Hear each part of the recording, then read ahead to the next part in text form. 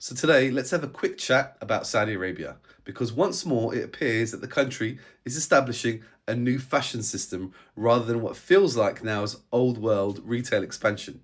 According to WWD, Saudi Arabia is developing a dedicated fashion district in Riyadh as part of its Vision 2030 program.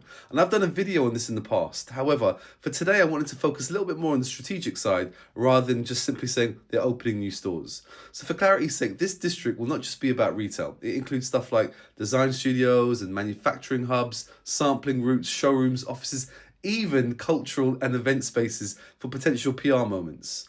So, in other words, Saudi Arabia is creating its own value chain to truly establish itself in global fashion. And I'm totally here for it, by the way. I think it's a really important step. You see, the key shift for decades is that fashion power has always been concentrated in cities like Paris, Milan, London, New York. But Saudi Arabia is saying, we don't want your access, we just want our own infrastructure. And this matters because the Middle East as a simplified entity can no longer just be assumed as another reliable consumer market.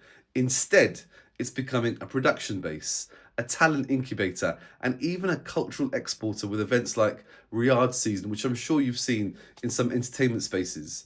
Vision 2030 is about reducing Saudi Arabia's reliance on oil, and fashion is being positioned as a soft power industry, as well as obviously a commercial one. So for global brands, this creates a really exciting new reality. Saudi Arabia just won't be a place you sell to, it will increasingly become a place you build with. And that's a really important distinction because for emerging designers, this news is even bigger. The region is now saying, let us build our fashion capital so you can succeed. And as always, the lesson for the next generation of founders and brand builders, the future of fashion isn't only about heritage cities. Don't get lost in the past. It's about who, long term, controls infrastructure, capital, and cultural narrative. And right now, Saudi Arabia is absolutely trying to establish all three.